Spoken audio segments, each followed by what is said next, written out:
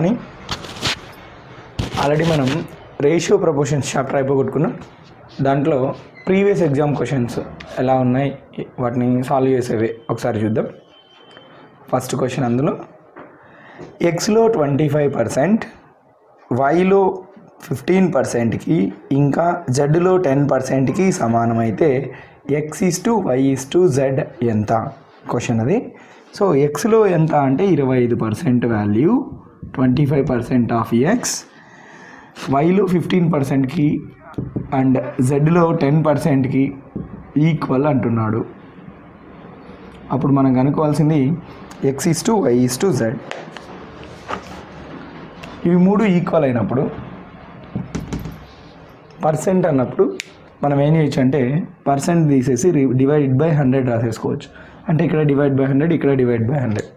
ఎప్పుడైనా అలా equal values డినామినేటర్లో ఉన్నప్పుడు మనం ఏం చేయొచ్చు అంటే క్యాన్సిల్ చేసుకోవచ్చు. అంటే ఇక్కడ పర్సెంటేజ్ టర్మ్ క్యాన్సిల్ అయిపోయింది. ఇంకా నెక్స్ట్ ఈ 3 టర్మ్స్ 5తో క్యాన్సిల్ అవుతాయి. క్యాన్సిల్ చేస్తే 5 5s, 5 3s, 5 2s.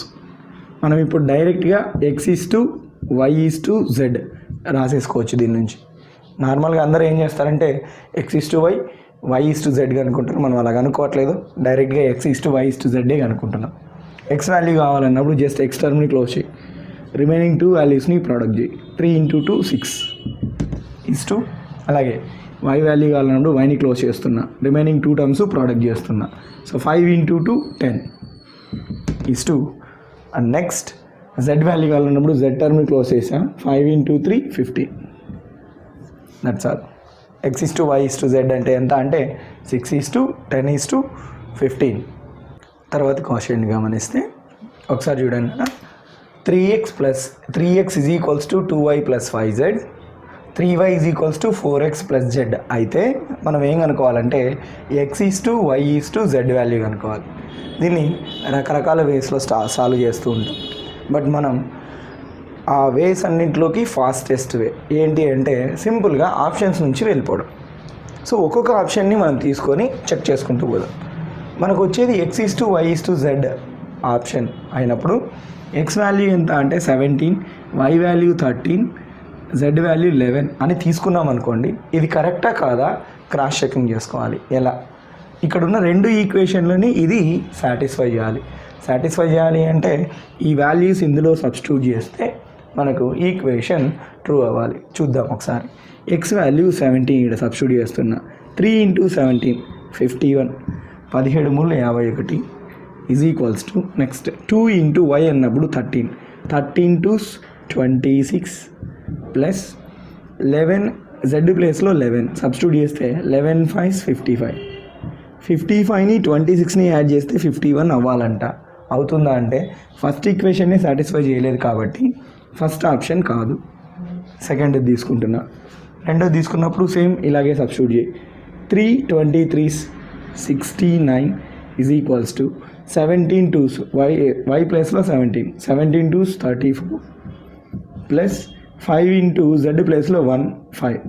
So answer ఇక్కడ 34 + 5 అంటే 39, 39 ఈజ్ ఈక్వల్ టు 69 కాదు అంటే రెండో ఆప్షన్ కూడా కాదు. ఇలా ఆప్షన్ని వెరిఫై చేసుకుంటూ పోతే ఆన్సర్ ఈజీగా వచ్చేస్తుంది. థర్డ్ వన్ 11తో. So 11 3s 33 is equals to 13 2s 26 plus 17 5s 85, 17 5s 85 అంటే ఆప్షన్ 85 + 26 యాడ్ చేస్తే 33 రావాలంట. అంటే ఇది కూడా సాటిస్ఫై చేయట్లేదు. అంటే ఈ 3 ఆప్షన్లు కాదు అన్నప్పుడు ఇక 4వ ఆప్షన్ని సబ్స్టిట్యూట్ చేసి చెక్ చేయనవసరం లేదు. 4వ ఆప్షనే కరెక్ట్ ఆన్సర్ అయి ఉంటుంది. సో మీ ఆన్సర్ 17:23 ఇది 1 అని. 17:23 ఇది మీ ఆన్సర్ అవుతుంది. ఒకసారి కావలిస్తే చెక్ చేసుకోవచ్చు మీకు ఏమైనా డౌట్ ఉంటే. 17 3s 51 is equals to 23 2s 46 plus 5 1s 5, 46 + 5 అంటే 51, 51 is equals to 51. First equation satisfy అయింది. అలాగే సెకండ్ ఈక్వేషన్ కూడా సాటిస్ఫై అవుతుంది, చెక్ చేసుకో. 17 3s 23 3s, ఎందుకంటే y వాల్యూ 23 ఇంటూ 3 అంటే 69 is equal to next x value 17 4s 68 plus z అంటే 1 value substitute చేసిన z ప్లస్లో సబ్స్టిట్యూట్ చేస్తే 68 ప్లస్ 1 అంటే 69 ఈజ్ ఈక్వల్ టు 69 సరిపోయింది. అంటే మన ఆన్సర్ ఎంత అంటే 4. యాక్చువల్లీ ఎగ్జామ్లో ఈ 4th స్టెప్ చేయనవసరం లేదు, గుర్తుపెట్టుకోండి ఇది. ఎందుకంటే 3 ఆప్షన్లు మనం వెరిఫై చేసినాం, 3 కాదు అన్నప్పుడు మిగిలిపోయిన ఆన్సర్ కరెక్ట్ అయి ఉంటుంది. సో దానికి డైరెక్ట్గా టిక్ వేసుకోవడమే. ఇది నెక్స్ట్ క్వశ్చన్ చూద్దాం. ఒక సంఖ్యలో 25%ను మరొక సంఖ్యకు కలిపినప్పుడు ఆ రెండవ సంఖ్య 10% పెరుగుతుంది. ఒక సంఖ్యలో ఎంత తీసుకుంటున్నామంటే 25%. సంఖ్య ఏంటో మనకు తెలియదు, సంఖ్యని x అనుకో, అందులో 25% మనం తీసుకుంటున్నాం. సో 25% ఆఫ్ x తీసుకుంటే ఇంకొక సంఖ్యలో 10% పెరుగుతుందంటే దాని అర్థం రెండవ సంఖ్యలో 10%కి మొదటి సంఖ్య 25% ఈక్వల్ అనే అర్థం. సో రెండవ సంఖ్య ఎంతో తెలియదు, రెండవ సంఖ్యని y అను, దాంట్లో 10% పెరిగింది. సో 10% ఆఫ్ y పెరిగింది అంటే దాని అర్థం 25% of x is equal to 10% of y అని అర్థం. అయితే వాడు ఏం కనుక్కోమన్నాడు అంటే అయినా మొదటి సంఖ్యకు రెండవ సంఖ్యకు గల నిష్పత్తి ఎంత. మొదటి సంఖ్యకి రెండవ సంఖ్యకు గల నిష్పత్తి అంటే x/y ఎంత కనుక్కోవాలి. సింపుల్గా ఇక్కడ పర్సెంటేజ్ క్యాన్సిల్, బోత్ సైడ్స్ 5తో క్యాన్సిల్ అవుతుంది, 5 5s 5 2s. ఇంకా నెక్స్ట్ వైని ఇటు సైడ్ తెచ్చుకొని 5ని అటు సైడ్ పంపించేస్తే ఆన్సర్ 2:5 అంతేనా. జస్ట్ 2 సెకండ్లలో ఆన్సర్ చేసేయచ్చు త్వరగా మీరు అర్థం చేసుకుంటే. సింపుల్గా వాడు ఇచ్చిన క్వశ్చన్ని ఒకసారి రిపీట్ చేస్తున్నా. ఒక సంఖ్యలో 25%ను ఇంకొక సంఖ్యకు కలిపినాడంట. కలిపినప్పుడు ఆ రెండవ సంఖ్యలో ఎంత పెరుగుతుందంటే 10% పెరుగుతుంది. సో రెండవ సంఖ్యలో 10% పెరుగుతుందంటే దాని అర్థం మొదటి సంఖ్య 25% అనేది రెండవ సంఖ్యలో 10%కు సమానము అని. ఆ ఒక్క ఈక్వేషన్ తీసుకుంటే x/y అన్నది ఈజీగా సాల్వ్ అయిపోతుంది. That's all. నెక్స్ట్ క్వశ్చన్, మనం ఆల్రెడీ రేషియో ప్రపోర్షన్స్లో a/b, b/c, c/d, d/e ఇలా ఇచ్చినప్పుడు a/b, c/d కనుక్కోవడం నేను తొందరగా కనుక్కునేవే నేర్పించిన. సో ఇప్పుడు దాన్ని అప్లై చేద్దాం ఒకసారి, టకటగా ఆన్సర్ వస్తుంది. చెక్ చేసుకోండి ఒకసారి. a/b ఈజ్ ఈక్వల్స్ టు ఏమి ఇచ్చాడు అంటే 1:2, b/c is equals to 3:5, c/d is equals to 5:4 and d/e is equals to యాక్చువల్గా e/d ఇచ్చాడు నాన్న. e/d మనకి ఇచ్చాడు, ఎంత ఇచ్చాడు అంటే 5:6 అని ఇచ్చినాడు. మనం దీన్ని d/e అని రాసుకోవచ్చు.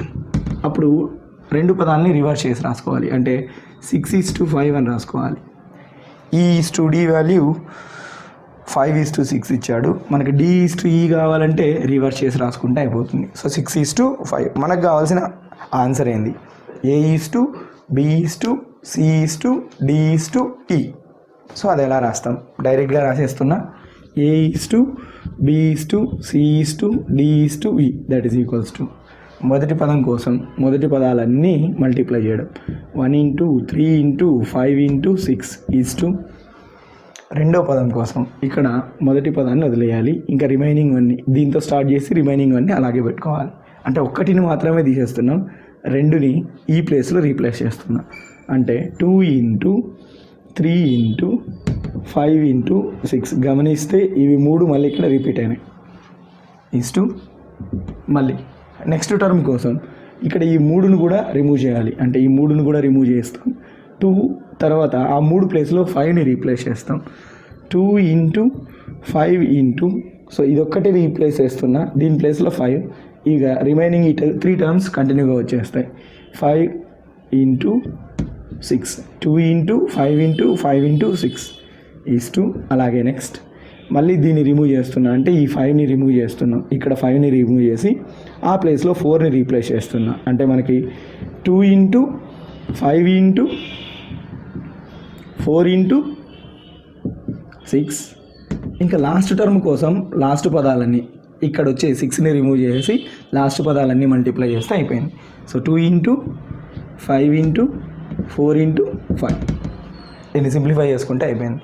అన్నిట్లో కామన్గా ఏం పదం ఉందో చెక్ చేసుకోండి. అన్నిట్లో బాగా గమనిస్తే 5 ఉంటుంది. సో 5 అన్నిట్లోనూ క్యాన్సిల్ అవుతుంది. 5 5 5 5 5 క్యాన్సిల్ అయింది. ఇంకొకసారి గమనిస్తే వేరే టర్మ్స్ ఏమైనా ఉన్నాయా? సో అన్నిట్లోనూ ఇంకా వేరే టర్మ్స్ కామన్గా ఏవి లేవు. 2 2 2 2 2 సో 2 కూడా క్యాన్సిల్ అవుతుంది. ఇక్కడ 2 3s క్యాన్సిల్ అవుతుంది.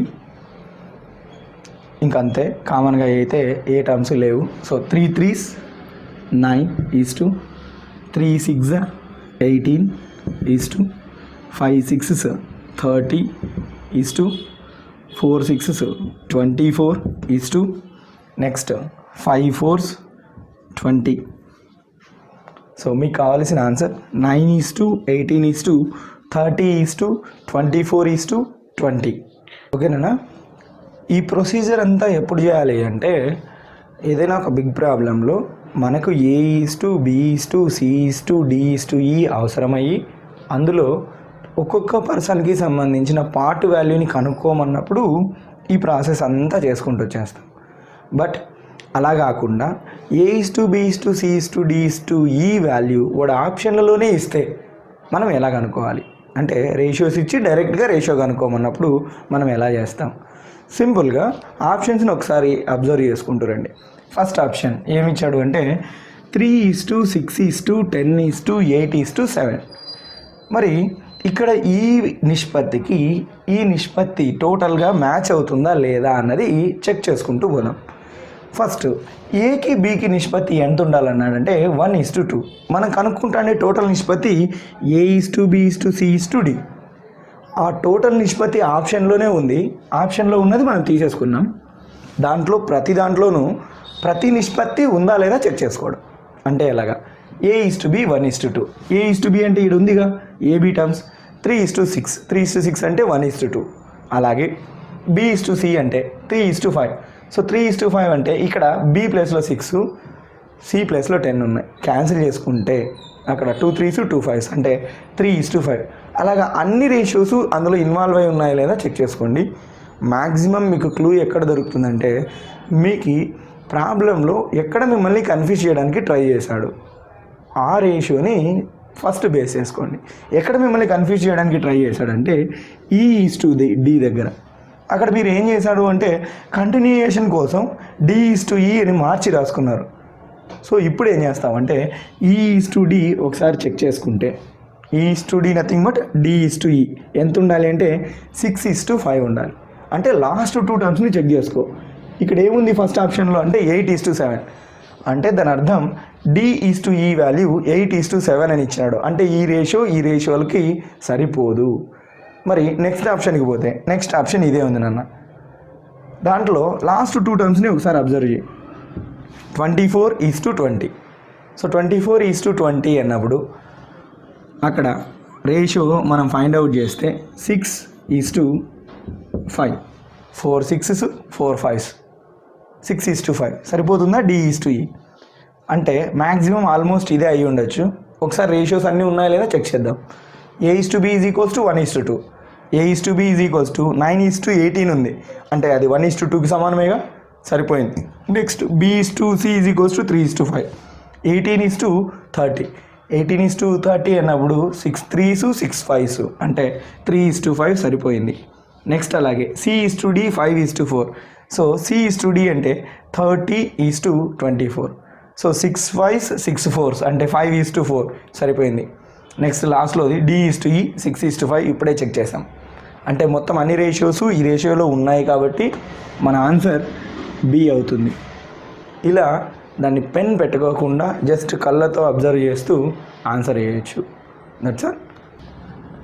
y≠0 2x is equals to 3y implies x plus y divided by x minus y equal to ఎంత?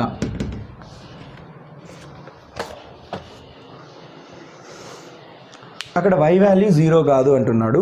దాని తర్వాత 2x = 3y అన్నాడు. ఈ వాల్యూ ఎంత కనుక్కోమన్నాడు. నేను ఇలాంటి ప్రాబ్లం చేసిన ఎక్స్కి వైకి పవర్లు సమానంగా ఉండాలి లవంలోను హారంలోను అని చెప్పిన. అలా ఉన్నప్పుడు x/yలో ఏమైతే విలువలు ఉంటాయో వాటిని సబ్స్టిట్యూట్ చేసుకుంటా పోవడం. ఏ వాల్యూస్ వస్తాయో ఆ వాల్యూస్ని ఇక్కడ సబ్స్టిట్యూట్ చేయడం. సో ఇక్కడ x/y అంటే ఎంత? x/y, వైని ఇటు సైడ్ పంపించిన 3:2 అవుతుంది.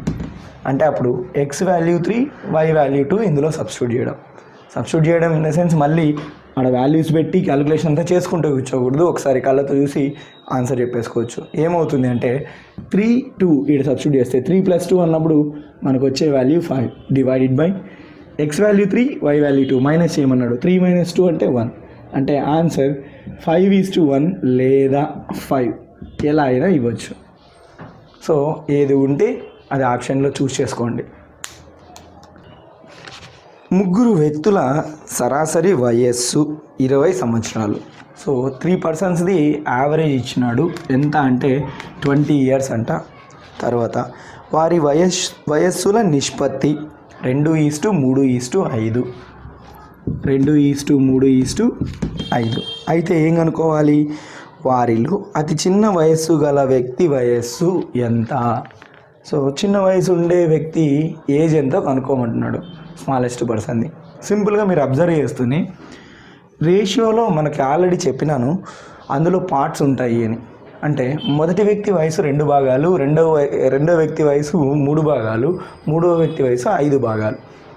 అయితే వీటికి యావరేజ్ ఇస్తున్నాడు. యావరేజ్ అంటే రాసుల మొత్తము బై రాసుల సంఖ్య.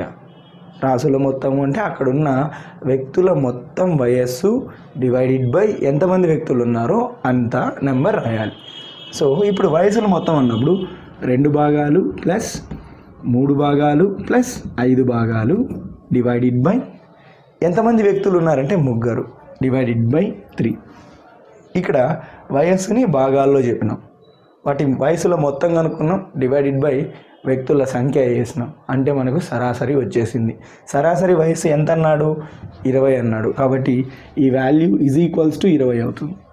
అయిపోయింది. ఇందులో ఎప్పుడైతే మనం పార్ట్ వాల్యూ కనుక్కున్నామో ఆటోమేటిక్గా ఎవరి వయసు కావాలన్నా చెప్పేసేయచ్చు.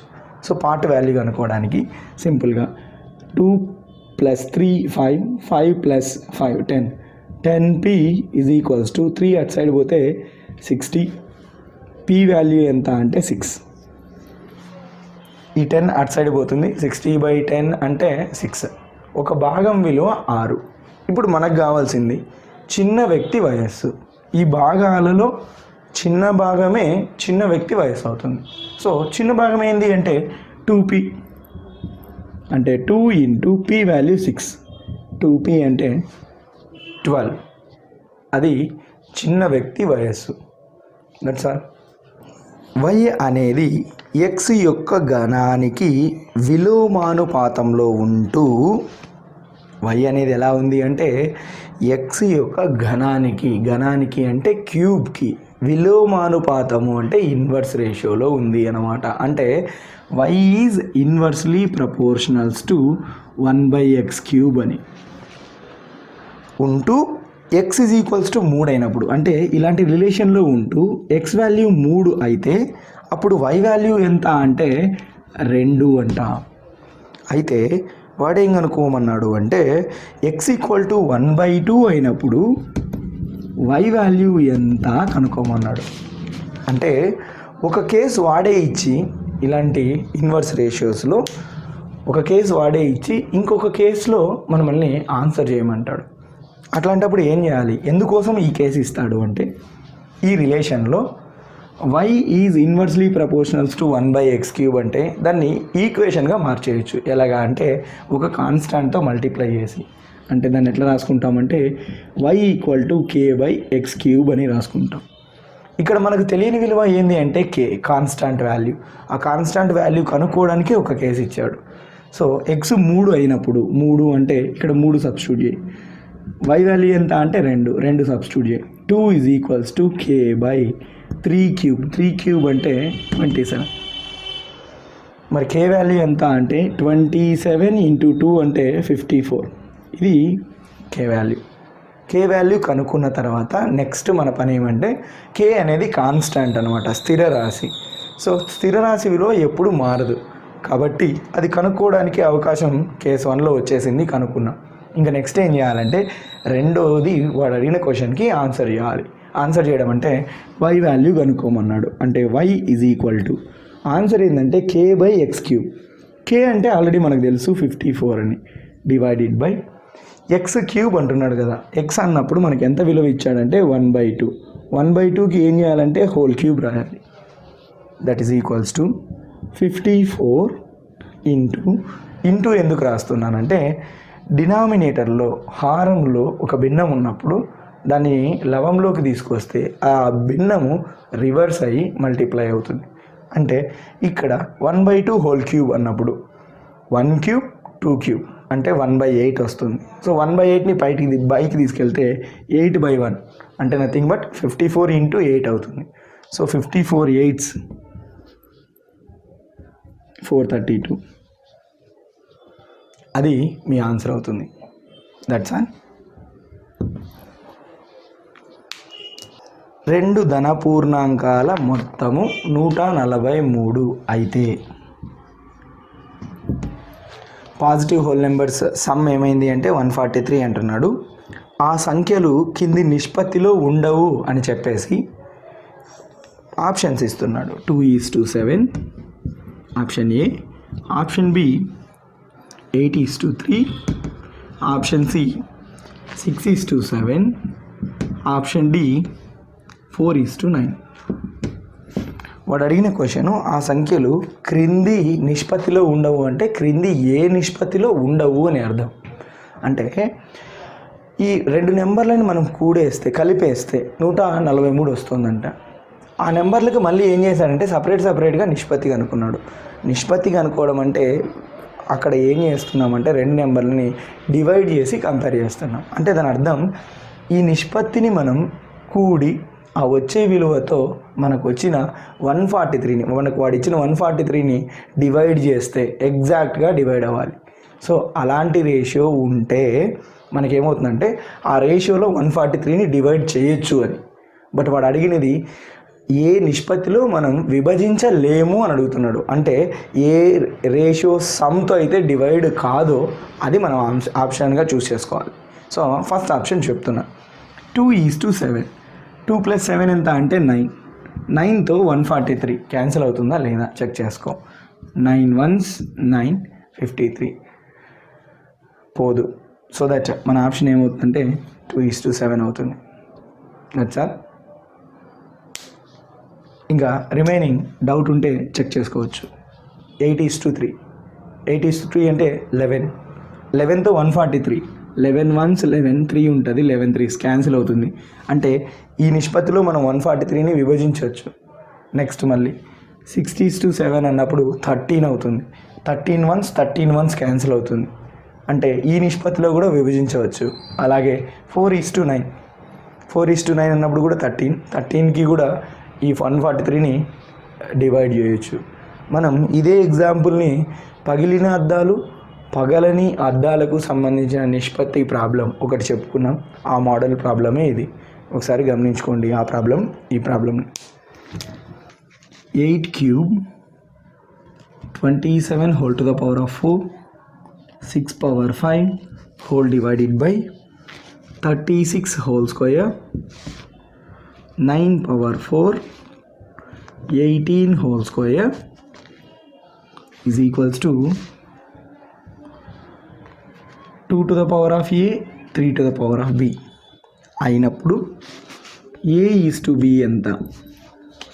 మనం ఇక్కడ ab వాల్యూస్, ab విలువలు కనుక్కోగలిగితే a is to b ఎంతో చెప్పేసేయచ్చు ఈజీగా. సో అది కనుక్కోవాలంటే ఈ మొత్తం విలువని is equals to 2 power a into 3 power b అని రాశాడు. అంటే మనం ఇప్పుడు ఈ మొత్తం భిన్నాన్ని 2 3 టర్మ్స్లోకి మార్చేయాలి. అంటే 2లు 3లు మాత్రమే దాంట్లో కనపడేలాగా చేయాలి. ఎలాగా? 8 అంటే 2³ అని రాసుకోవచ్చా? So 2³ whole cube. ఇంకా వీలైతే ఇలా సపరేట్గా రాయకుండా డైరెక్ట్గా ఆన్సర్ రాయడానికి రాయండి. సో ఆన్సర్ చేయడానికి ట్రై చేస్తే 2 power 3 హోల్ power 3 అంటే 2 power 9 అవుతుంది. సో డైరెక్ట్గా ఆన్సర్ రాస్తున్నా 2 power 9 ఇంటూ నెక్స్ట్ 27 అంటే 3 క్యూబ్ నాన్న 3 cube whole to the power of 4 అది a to the power of m whole to the power of n formula. So 3 cube whole power 4 అంటే 3 power 12 into next 6ని 3 into 2 అని రాసుకోవచ్చు. So 3 into 2 whole power 5 అన్నప్పుడు 3 power 5 into 2 power 5. So అన్నీ 2-3 terms లాగా మార్చేసిన న్యూమరేటర్లోటివి, అలాగే denominator కూడా మార్చేయాలి. So దీన్ని 9 into 4 అని రాసుకోవచ్చు. 9 ఇంటూ 4 36 అంటే 3 స్క్వేర్ ఇంటూ 2 స్క్వేర్ అని అన్నాం. 3 square into 2 square whole square అన్నప్పుడు దీనికి స్క్వేర్ ఈ టర్మ్కి square. So 3 square whole square అంటే 3 power 4 into 2 square whole square అంటే 2 పవర్ 4. నెక్స్ట్ అలాగే ఇక్కడ ఇంటూ 9 అంటే దాన్ని 3 స్క్వేర్ అని రాయొచ్చు. 3 square whole to the power of 4 అంటే 3 పవర్ 8 ఇంటూ నెక్స్ట్ ఇక్కడ 9 2s అని రాయొచ్చు. దీన్ని 9 2s అన్నప్పుడు 3 స్క్వేర్ ఇంటూ 2 18 అవుతుంది. దానికి మళ్ళీ హోల్ స్క్వేర్ ఉంది అంటే ఇక్కడ 3 స్క్వేర్ హోల్ స్క్వేర్ అని 3 స్క్వేర్ హోల్ స్క్వేర్ అంటే 3 పవర్ 4 ఇంటూ 2కి కూడా హోల్ స్క్వేర్ ఉంది అంటే 2 స్క్వేర్. సో ఇప్పుడు మొత్తం ఈ భిన్నాన్ని అంతా 3 టర్మ్స్ 2 టర్మ్స్లోకి మార్చేసిన తర్వాత ఎప్పుడైతే భూములు సమానంగా ఉంటాయో వాటి ఘాతాల్ని మనం కూడేసుకోవచ్చు, యాడ్ చేసుకోవచ్చు. అంటే బేసెస్ ఈక్వల్ అయితే పవర్స్ యాడ్ అవుతాయి. అలాగే ఈ వాల్యూ ఈజ్ ఈక్వల్స్ టు ఏమన్నాడంటే 2 power a equal to 3 power b అన్నాడు. సో ఇక్కడ మనం యాడ్ చేసుకుంటూ పోతే 2 పవర్ 9 2 పవర్ 5 ఉంది. సో పవర్లలో 9 ప్లస్ 5 అన్నప్పుడు 14. సో 2 పవర్ 14 ఇంటూ ఇక్కడ 3 పవర్ 12 ప్లస్ 5 అంటే 17 డివైడెడ్ బై అలాగే ఇక్కడ 2కి పవర్లో 4 ఇక్కడ 2కి పవర్లో 2 అంటే 2 పవర్ 6 ఇంటూ 3కి పవర్లో 4 8 4 అంటే 3 power 16 is equal to value ఎంత అంటే 2 power a into 3 power b. మరి ఇక్కడ డినామినేటర్లో 2 పవర్ 6 ఉంది అంటే ఇక్కడ పవర్లో 14 ఉంది. పవర్లో 14లో 6ని మనం ఏం చేయాలంటే తీసేయాలి. తీసేసినప్పుడు అంటే ఇవి రెండు క్యాన్సిల్ అవుతే 2 పవర్ 8 వస్తుంది ఇంటూ న్యూమరేటర్లో ఇక్కడ న్యూమరేటర్లో 3 పవర్ 16 డినామినేటర్లో న్యూమరేటర్లో 3 పవర్ 17 డినామినేటర్లో 3 పవర్ 16 క్యాన్సిల్ చేసినప్పుడు 3 పవర్ 1. ఇది ఎలాగా అంటే ఈ డినామినేటర్లో ఉండే పవర్ని న్యూమరేటర్లో నుంచి తీసేయాలి. సో 17 మైనస్ 16 అంటే 3 పవర్ 1, 14 మైనస్ 6 అంటే 2 power 8. So is equals to 2 power a 3 power b. So ఇక్కడ 2 పవర్ a ఇక్కడ 2 పవర్ 8 అంటే a వాల్యూ 8 అని, b వాల్యూ ఎంత అంటే 3 పవర్ b 3 పవర్ 1 అన్నాడు, b value 1. So a is to b అంటే 8 ఈజ్ టు 1. ఇలా మార్చుకుంటే మీకు కన్వీనియంట్గా ఉంటుంది. That's all. అది question. x is to y is to z value ఇచ్చాడు 7 ఈజ్ టు 8 ఈజ్ టు 9. అయితే మనం ఏం కనుక్కోవాలంటే x by y is to y by z is to z by x కనుక్కోవాలి. అలా కనుక్కోవాలన్నప్పుడు x బై y అంటే 7 by 8 is to y by z అన్నప్పుడు 8 by 9 is to next z by x అన్నప్పుడు 9 by 7. ఇప్పుడు దీన్ని ఈజీగా రావడానికి ఏం చేయాలంటే డినామినేటర్ టర్మ్స్ వాటికి ఎల్సిఎం కనుక్కోవాలి. అలా కనుక్కోలేని వాళ్ళు ఏం చేస్తారు అంటే ఈజీ వే ఏం చేయాలి అంటే సింపుల్గా 7 ఇంటూ ఇక్కడున్న రెండు టర్మ్స్ని ఇక్కడ మల్టిప్లైలో రాసుకోవడం. అంటే 7కి ఉన్న హారాన్ని వదిలేసి రిమైనింగ్ టర్మ్స్ని ప్రోడక్ట్ చేసుకోవడం. అంటే రిమైనింగ్ హారాలు 9 ఇంటూ 7 ఈజ్ టు నెక్స్ట్ మళ్ళీ అలాగే 8 ఇంటూ ఈ 8కి దీని డినామినేటర్ కాకుండా రిమైనింగ్ 2 డినామినేటర్స్ మల్టిప్లై చేయడం 8 into 7 is to next 9 into దాని డినామినేటర్ కాకుండా రిమైనింగ్ 2 డినామినేటర్స్ మల్టిప్లై చేయడం 8 ఇంటూ 9. నువ్వు ఎల్సిఎంతో మల్టిప్లై చేసినా ఇదే వస్తుంది. అండ్ వన్ థింగ్, చేసేటప్పుడు ఇవన్నీ ప్రోడక్ట్ చేస్తూ టైం వేస్ట్ చేసుకోవద్దండి. మీకు నిష్పత్తులు ఒకసారి గమనించి ఈడ ఫస్ట్ టర్మ్ని నువ్వు మల్టిప్లై చేస్తూనే ఆ టర్మ్ ప్లేస్లో మనకు కావాల్సిన వాల్యూ ఉందా లేదా చెక్ చేసుకోండి. చెక్ చేసుకుంటే ఆన్సర్ ఈజీగా తెలిసిపోతుంది మీకు. అక్కడ ఉన్న ఆప్షన్స్ ఒకసారి మీరు గమనించుకుంటే మన దగ్గర ఉన్న ఆప్షన్స్ ఫస్ట్ టర్మ్స్ 72, ఇంకొక దాంట్లో సెకండ్ ఆప్షన్లో 56, ఇంకొక దాంట్లో 648, ఇంకొక దాంట్లో 441. అంటే నెంబర్లన్నీ డిఫరెంట్గా ఉన్నాయి. సో ఇవన్నీ మనం ప్రోడక్ట్ చేయాల్సిన పని లేదు. ఇవి స్మాల్ టెక్నిక్స్. సో ఏదైనా ఒక నెంబర్ ప్రోడక్ట్ చేస్తే చాలు. సో ఇక్కడ 7 7s 49, 49 9s ప్రోడక్ట్ చేస్తే 9 9s 81. సో ఇదొక్కటికి చాలు. అంటే యూనిట్ ప్లేస్లో ఎంత వచ్చిందంటే ఒకట్ల స్థానంలో 1 వచ్చింది. సో ఒకట్ల స్థానంలో 1 మన ఆప్షన్లో ఏ నెంబర్స్కి ఉన్నాయి. 72 అక్కడ ఒకట్ల స్థానంలో 2 ఉంది, అంటే అది కాదు మన ఆన్సర్. నెక్స్ట్ రెండో ఆప్షన్లో 56 అంటే యూనిట్స్ ప్లేస్లో 6 ఉంది, అది కాదు మన ఆన్సర్. మూడో ఆప్షన్లో 648 అంటే యూనిట్స్ ప్లేస్లో 1 ఉంది, 1 కాదు 8 ఉంది, అది కూడా మన ఆన్సర్ కాదు. మరి నెక్స్ట్ ఆప్షన్ 441. సో అక్కడ ఒకట్ల స్థానంలో 1 ఉంది. సో ఒకట్ల స్థానంలో 1 వచ్చే ఆన్సరే మనది, అంటే ఫోర్త్ ఆప్షన్ మనది, ఆప్షన్ డి. నేను ఇవన్నీ క్యాలిక్యులేట్ చేయకుండా ఆన్సర్ చెప్పేసిన, అది మీ టెక్నిక్. ఒకవేళ అన్నీ రిలేటెడ్గా ఉన్నప్పుడు మనం ఏం చేయలేం, అన్నీ ప్రోడక్ట్ చేసుకుంటూ చేస్తూ రావాలి. That's all. పూర్ణాంకాలు x, y, zలు x³ + y³ + z³ = 8072 అయ్యేటట్లు ఉన్నాయి. x/y y/z 3:2 అయితే అప్పుడు y విలువ. సో ఇక్కడ x, y, zలు వాటికి క్యూబ్ చేసి సమ్ చేస్తే వాల్యూ ఇంత వస్తుందంట. అండ్ మళ్ళీ ఏమి ఇచ్చాడంటే x/y y/z ఇచ్చాడు. మనం y ఎంతో కనుక్కోవాలి. y ఎంతో కనుక్కోవాలన్నప్పుడు x/y/z తెలిస్తే ఈజీగా కనుక్కోవచ్చు. సో అది కనుక్కోవడానికి సింపుల్గా మీకు ఆల్రెడీ చెప్పాను, x/y/z డైరెక్ట్గా రాయడం ఎలాగా అని 2 నిష్పత్తులు ఇచ్చినప్పుడు. ఇక్కడ x/y వాల్యూ 3:2, మరి y/z వాల్యూ కూడా ఎంత అంటే 3:2. సో x/y y/z అది రాయడం కూడా టైం వేస్ట్ అని నేను రాయట్లేదు. సో x/y/z టోటల్ వాల్యూ కావాలంటే ఫస్ట్ టర్మ్స్కి first 2 product. So 3 3s 9:2.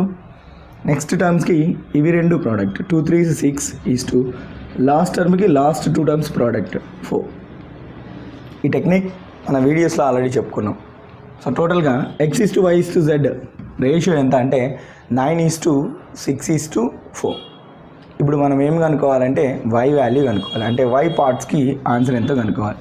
So first total parts ఎంత, 6 + 4 10, 10 + 9 19 పార్ట్స్ మామూలుగా సమ్ అయితే. కానీ సమ్ ఇవ్వలేవాడు, ఏమి ఇచ్చినాడు అంటే క్యూబ్స్ సమ్ అంటున్నాడు. క్యూబ్స్ సమ్ అన్నప్పుడు ప్రతి పార్ట్ని క్యూబ్ చేయాలి, మళ్ళీ వాటిని యాడ్ చేయాలి. యాడ్ చేస్తే మనకి ఎంత వస్తుందంటే 8072. సో 9³ అంటే 729. 9³ అన్నప్పుడు యాక్చువల్గా అది 9 పార్ట్స్ క్యూబ్ అనమాట. అంటే దాని అర్థం 729 p³ అని అర్థం.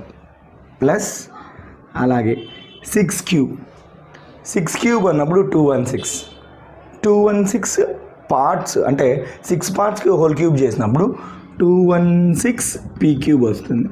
ప్లస్ అలాగే నెక్స్ట్ 4p³ అనమాట. సో 4p³ అంటే 64 p³. ఈ టోటల్ వాల్యూ అంటే x³ y³ z³ చేసినాము, ఆ వాల్యూ ఇది అన్నాడు. అంటే మనకు వచ్చే విలువ p వాల్యూ కాదు p³ వాల్యూ అనేది గుర్తుపెట్టుకున్నా చాలు, లేదా ఇలాగే ఈక్వేషన్ ఈక్వేట్ చేసినా ఓకే. సో ఈ టోటల్ వాల్యూ 4 6 10 ఒక 9 19 7 8 8 + 2 10. సో నెక్స్ట్ మళ్ళీ 3 ఒక 7 10. సో 1009 p³ = ఎంత అంటే 8072. మరి p³ వాల్యూ ఎంత, ఎన్నిసార్లు పోతుంది 1009తో అంటే 8 టైమ్స్ పోతుంది. సో p వాల్యూ ఎంత అంటే p³ వాల్యూ 8 అన్నప్పుడు p వాల్యూ 2, ఎందుకంటే 8ని 2³ అని రాసుకోవచ్చు. So p value 2. ఇప్పుడు పార్ట్ వాల్యూ కనుక్కున్నాం 2 అని. మనకు కావాల్సింది y విలువ. వై ఎన్ని భాగాలు అంటే 6 భాగాలు. సో 6p వాల్యూ మనకు తెలియాలి. 6 ఇంటూ p అంటే 6 into 2 answer 12. That's all. x by a is equals to y by b is equals to z by c అంటున్నాడు. మరియు l, m, nలు ధన సంఖ్యలు అయితే అప్పుడు క్రింది వానిలో ఈ నిష్పత్తులకు సమానమయ్యేది. అంటే ఇక్కడున్న రేషియోస్కి ఈక్వల్ అయ్యే రేషియో కింద ఆప్షన్స్లో ఉంది. సో దీన్ని సాల్వ్ చేయడానికి రకరకాల మెథడ్స్ ఉన్నాయి. ఆ మెథడ్స్ ఏమి అవసరం లేదు, డైరెక్ట్గా ఆన్సర్ కళ్ళతో చూసి చేయొచ్చు. ఎలాగా ఎప్పుడైనా సరే ఇలా ప్రపోర్షనేట్ వాల్యూస్ ఉన్నప్పుడు మనం సింపుల్గా x value a, y value b, z value c అనే సబ్స్టిట్యూట్ చేసుకుంటే ఈ ఆన్సర్ ఏమవుతుందంటే 1 అవుతుంది. ఎందుకంటే a by a 1, b by b 1, c by c 1 అవుతుంది. అంటే ఇప్పుడు నేను x equal to a, y equal to b, z equals to c అని తీసుకుంటున్నాను. సో ఈ నిష్పత్తుల టోటల్ వాల్యూ ఎంత అంటే 1. ఇవి సబ్స్టిట్యూట్ చేస్తే ఆప్షన్లో 1 ఆన్సర్ ఇచ్చే ఆప్షన్ ఏదో దాన్ని మనం చూజ్ చేసుకుంటాం. సో అలాగా ఒకసారి మీరు కళ్ళతో దీన్ని అబ్జర్వ్ చేసుకుంటే ఫస్ట్ ఆప్షన్ ఎలా ఉంది అంటే L square X square plus M square Y square plus N square Z square whole divided by L A square plus M B square plus N C square whole to the power of 1/2. మీరు options గమనించుకోవచ్చు. అక్కడ నేను just ఒక option చూపిస్తున్నా. First option తీసుకున్నా. ఇందులో X value ఎంత అంటే A, Y value B, Z value C substitute చేసినప్పుడు న్యూమరేటరు డినామినేటర్ రెండు సేమ్ వస్తే క్యాన్సిల్ అయిపోయి 1 మిగులుతుంది. 1 పవర్ హోల్ పవర్ 1/2 అంటే 1 పవర్ 1/2 అంటే 1 ఆన్సర్. అంటే ఇక్కడ సేమ్ టర్మ్స్ రావాలి. బట్ ఇక్కడ ఎల్ స్క్వేర్ ఉంది, ఇక్కడ ఎల్ ఉంది. ఎక్స్ ప్లేస్లో నువ్వు ఏని సబ్స్టిట్యూట్ చేసినా ఏ స్క్వేర్ సేమ్ అవుతుంది. కానీ ఎల్ ఇక్కడ ఎల్ స్క్వేర్, ఇక్కడ ఎం ఇక్కడ ఎం స్క్వేర్, ఇక్కడ ఎన్ ఇక్కడ ఎన్ స్క్వేర్ అంటే ఆన్సర్ ఇది అయ్యే ఛాన్స్ లేదు. అలాగా వీటిల్లో మనకి ఈక్వల్ వచ్చే ఛాన్స్ ఉన్న ఆప్షన్ని డైరెక్ట్గా చూజ్ చేస్తున్నాం. ఒకసారి మీరు కూడా చెక్ చేసుకోండి. రెండో ఆప్షన్లో కూడా గమనించుకుంటే రెండో ఆప్షన్లో L X square first term, దాని డినామినేటర్లో హారంలో ఎల్ స్క్వేర్ ఏ స్క్వేర్. సో ఎల్ ఉన్న చోట ఎల్ ఉంటేనే సరిపోద్ది. అంటే రెండో ఆప్షన్ కూడా కాదు. నెక్స్ట్ మూడో దాంట్లో L X square L A square, M Y square MB square, N Z square ఎన్సి స్క్వేర్. అంటే ఎల్ఎంఎన్లు ఉన్నాయి, ఇక్కడ కూడా ఎల్ఎంఎన్స్ ఉన్నాయి. ఎక్స్ స్క్వేర్ ఉన్న చోట ఎక్స్ ప్లేస్లో ఏని సబ్స్టిట్యూట్ చేస్తే ఏ స్క్వేరేగా. అంటే థర్డ్ ఆప్షన్ మన ఆన్సర్ అవుతుంది. సో థర్డ్ ఆప్షన్ నేను ఇక్కడ రాస్తున్నా, ఒకసారి చూడండి. L X square plus M Y square plus N Z square divided by L A square plus M B square plus N C square whole power 1/2.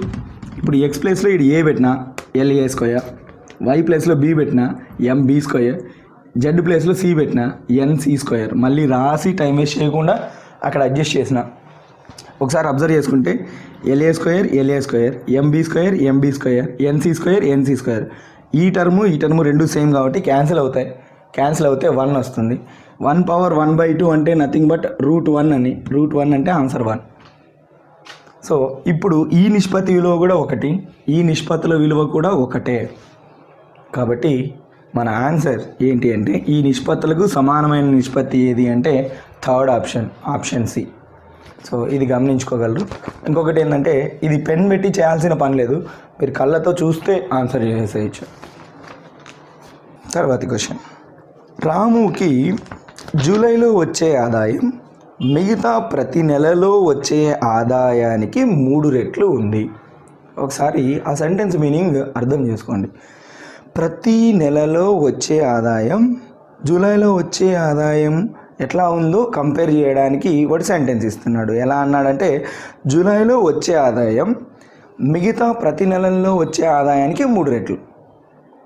మిగతా ప్రతి నెలలో వచ్చే ఆదాయానికి ఎలా ఉందంటే 3 రెట్లు. అంటే ఫర్ సపోజ్ జూలైలో ఎంత వస్తుందో మనకు తెలియదు, బట్ మిగతా ప్రతి నెలల్లో ఒక్కో నెలలో ఎంతో కొంత వస్తూ ఉంటుంది.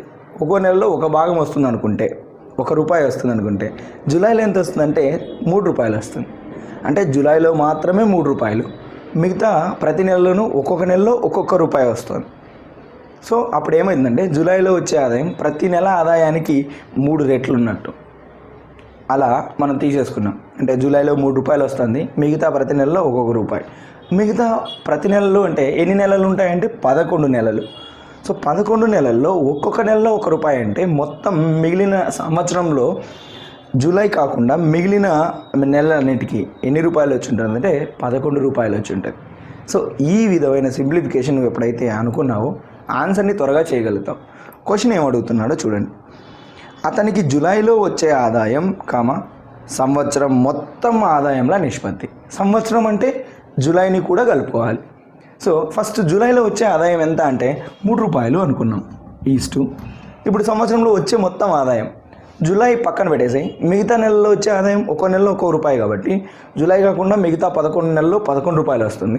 మరి జూలైలో 3 రూపాయలు, మొత్తం సంవత్సరంలో అంటే ఈ 11 + 3 మొత్తం 14 రూపాయలు.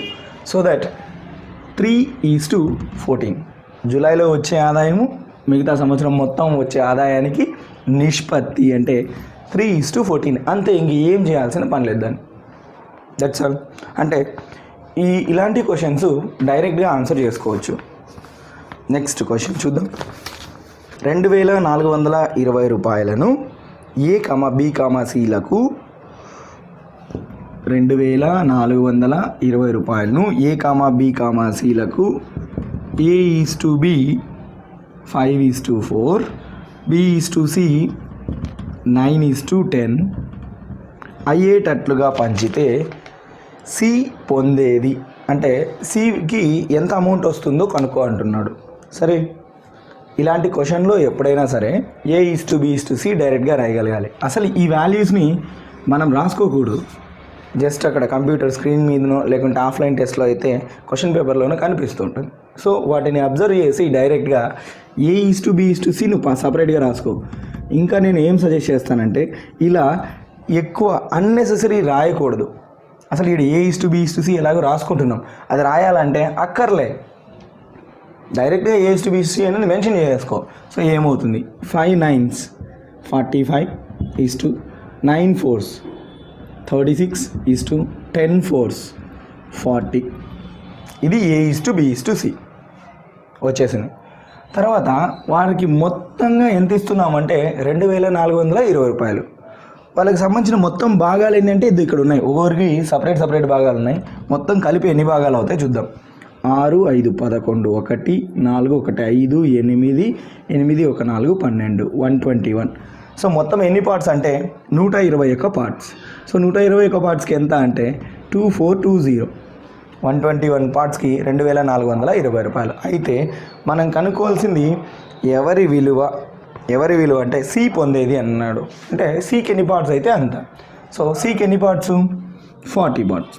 సో 40 పార్ట్స్కి ఎంత కనుక్కుంటే అయిపోయింది ఆన్సర్. సో ఎంత అంటే 2420 × 40 డివైడెడ్ బై 121. సో 121తో 20 టైమ్స్ పోతుంది. ఇది 2 4s 8 2 zeros పక్కన.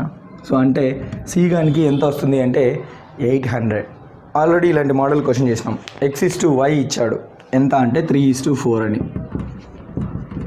మనం కనుక్కోవాల్సింది 3:4 నాన్న. అయితే మనం కనుక్కోవాల్సింది 7x + 3y 7x + 3y 7x - 3y.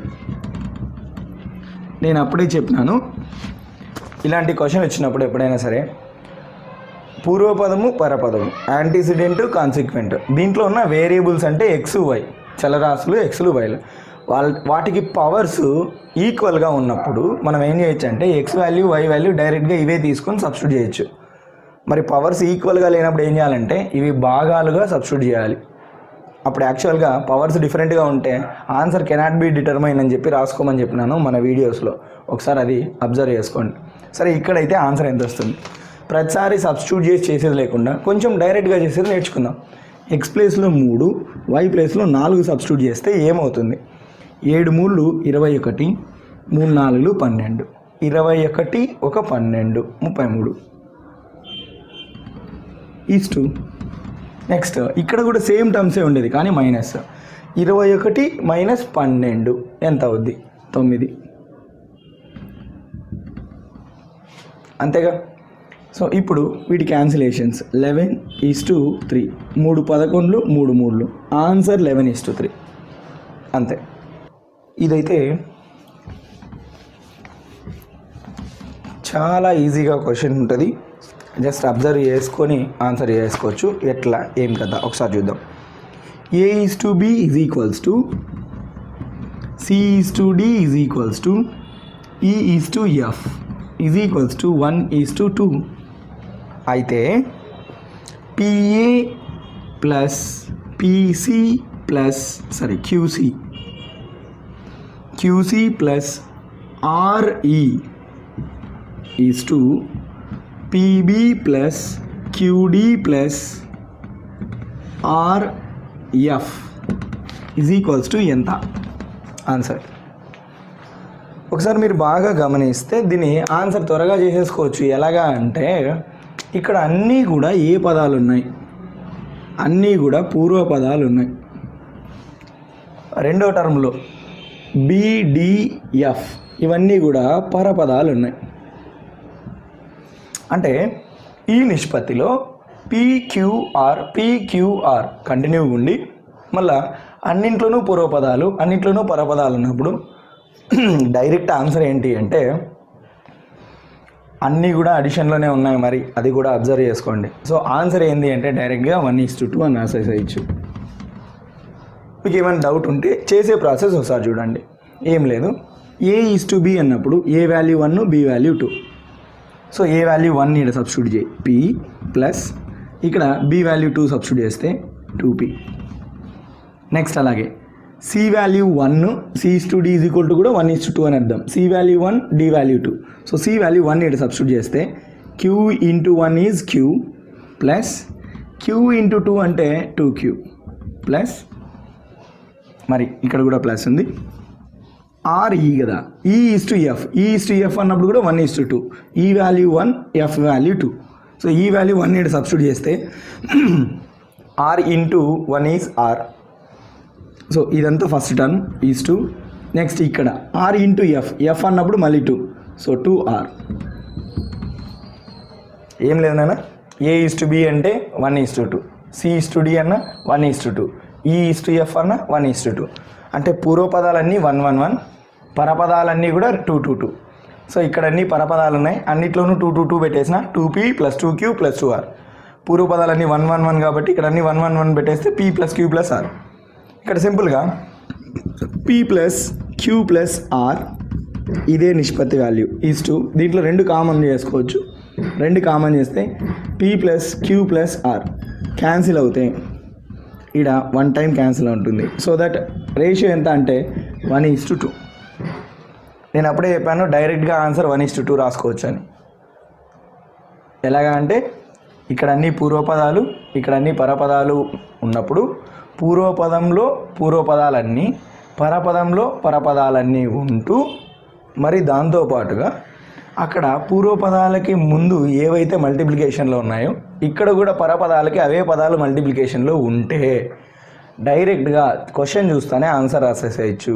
అక్కడ క్వశ్చన్లో ఏ నిష్పత్తి ఇచ్చుంటే ఆన్సర్లో కూడా అదే నిష్పత్తి వస్తుంది. అంతేనా?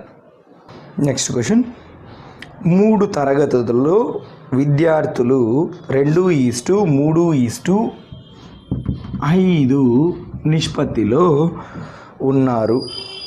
ఒక్కొక్క తరగతిలో 40 మంది విద్యార్థులు ఎక్కువ అయితే ఆ నిష్పత్తి ఎలా మారిపోయింది అంటే 4:5:7గా మారిపోయిందంట.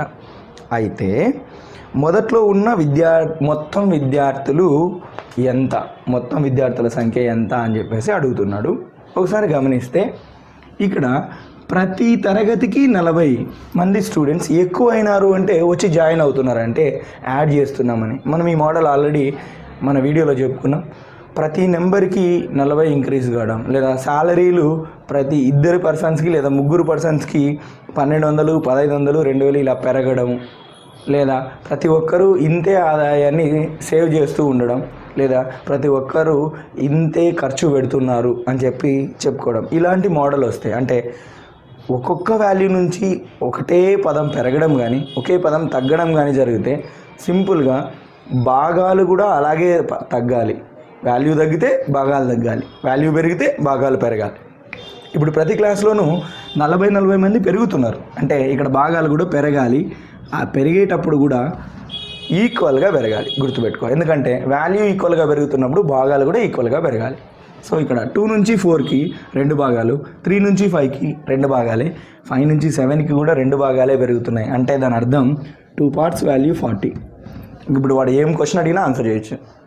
మొత్తం విద్యార్థుల సంఖ్య, మొదటిలో ఉన్న మొత్తం విద్యార్థుల సంఖ్య. సో మొదట్లో విద్యార్థుల సంఖ్యకి సంబంధించిన నిష్పత్తి ఇది. మొత్తం విద్యార్థులు అంటే ఎన్ని భాగాలు ఉంటే మొత్తం అంతమంది విద్యార్థులు ఉంటారు. సో ఎన్ని భాగాలు ఉన్నారంటే 2 + 3 5, 5 + 5 10. సో 10 partsకి ఎంతమంది అన్నది కనుక్కొనేస్తే అయిపోయింది.